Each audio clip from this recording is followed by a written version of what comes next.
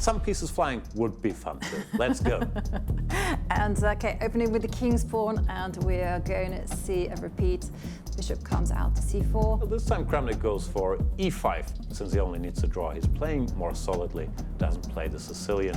Bishop Daniil has prepared. Tricky little sideline here with knight bd2. This is still theory. Black can now capture the pawn on e4. That's slightly dangerous, or he can push the pawn to d5. Bloody, if you have any questions, call me. I would simply push that pawn and then develop my pieces and get the king to safety. The king is on an open line. That's uncomfortable business, but instead we see the bishop trade itself. Yes, still theory. Very good. Takes, followed by short castles. Jan here is your man for these type of openings. You've done many courses on this. You are the guru. Yeah, Daniil is the guru on any opening, but he'll be a bit disappointed that Kramnik knew about this. Kramnik, of course, has always been one of the hardest workers in chess business. Impossible to surprise this man. And now Daniil's taking his time, because he needs to win. He needs to create some tension. Yep. And talking about tension, take a look at the heart rate, moving all the way up to 150 for Dubov. And Kramnik taking some precautionary measures to defend his king, stepping forward with the h-pawn. And I like the way that Dubov just casually just moves that rook to e1, taking control of the e line. The queen will probably come out to b3 or c2. You've got to connect the rooks. Yeah, not easy for White. He has to put some pressure on Black's position before Black stabilizes. If Black gets the piece to the middle, then because of the isolated pawn that White has, Black will be very, very comfortable. Dubov might look cool, calm, and collected, but his heart rate is saying he's a little excited. Yeah, saying otherwise, right? The stats don't lie over there. And I somehow suspect that Dubov will take it in a very calm way. You know, he'll maybe push the pawn, h-pawn one square forward. Nope. Okay, he instead goes for a completely different plan. Just asking Black, how are you going to defend this c6 knight? I don't think you have to defend it. Just move the other knight away, knight b6 or knight f6. But will the hand resist the temptation to move that knight to e7? Yeah. Yes. He steps back. Moves the knight, but covers the other guy. Very solid play by Kramnik, vacating that square for the bishop. I like how this is going for Kramnik, catching up a little on the clock. I think his position is very solid, very easy to play. So I think he's on a good track here. Dubov still needs to make something happen. Well, he's doing some good things. He's moving his bishop to attack the c7 pawn, just tying the queen down to its defense. I like this. And moves that I would be considering is just, okay, now the bishop is under attack, has to move. But the kind of move that I would play if I were White would be go h3 and also retreat the bishop to d3 and start eyeing the king, because I just love to attack. And there we see the players. The heart rates are kind of stabilizing, both around 135. I just love the way they move. And there we see Kramnik. Well, look at his light square bishop. Managed to generate some tension.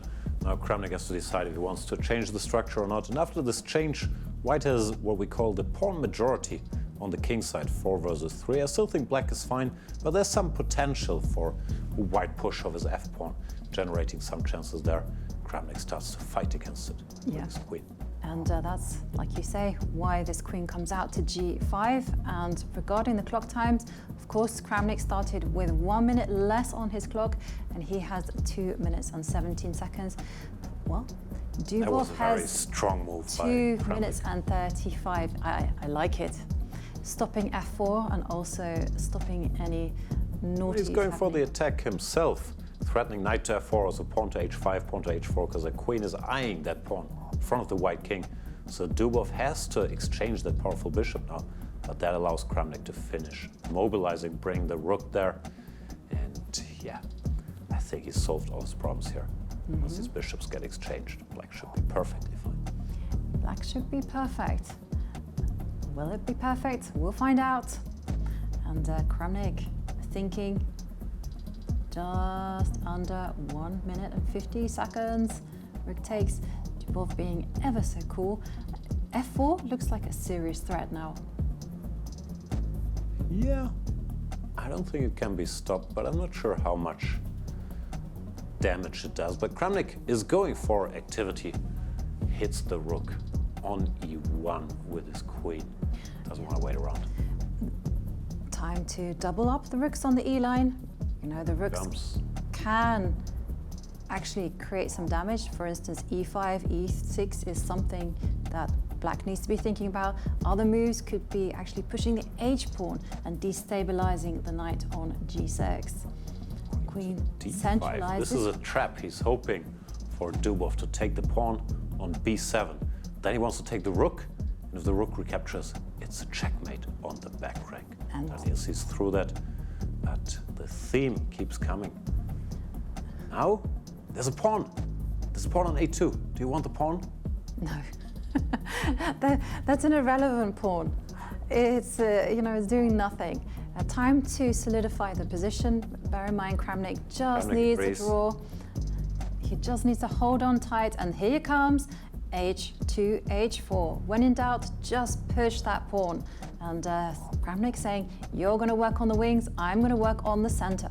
And Kramnik relocating the knight to e7. Yeah, still unclear how white plans to build his attack. Well, the black position is not tough to play. The other rook can join the action. The c-pawn can be pushed. I guess objectively it should be roughly equal. But of course we shouldn't forget about the clock. 1 minute for Kramnik, 1:20 for Dubov. They have to move, because if you run out of time, you lose. And there you see the bishop asking black, hey, do you want to trade?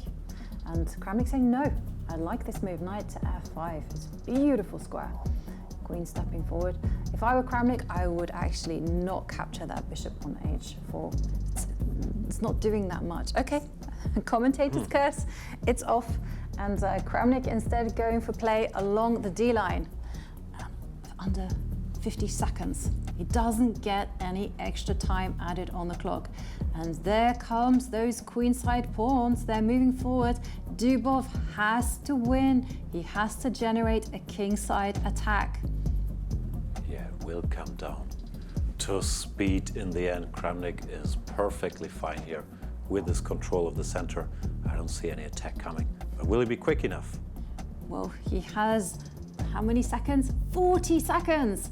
That's not much. He has to speed up. He has to play as many moves as he possibly can. Don't think about it too much. He has been flagged in the past and he wasn't very happy about it. But I think the rule of thumb that he himself established is you're only allowed to flag him if he's not twice your age. And I've done the math. Dubov is 26, Kramnik is 47. So he's not quite twice Dubov's age. So it should be fine. Well, both players now under 30 seconds. He's actually playing more slowly. He has to speed up a little. He definitely does. 20 Kramnik seconds. Maybe Kramnik will flag Dubov. Yeah, he keeps thinking. Daniil. Speed up. Okay, now big checkmate. threat. Checkmate. Queen takes g2 is huge threat. And a pawn dropping. What is this? Combination, tactics. Beautiful from Vladimir Kramnik with the finish. Is this the finish? Queen e4 check. Okay, now the queen can come There's down. no checkmate. Queen e1, rook g1. And pieces should start flying. Kramnik is okay with the draw. He can give a perpetual. Dubov trying to run out of it. And 5 seconds Oof. for Dubov. 4 versus 4. What is going to happen? Oh! 1 second each, 1 second each. And Dubov loses on time. The pieces did fly. Dubov not happy with the outcome there.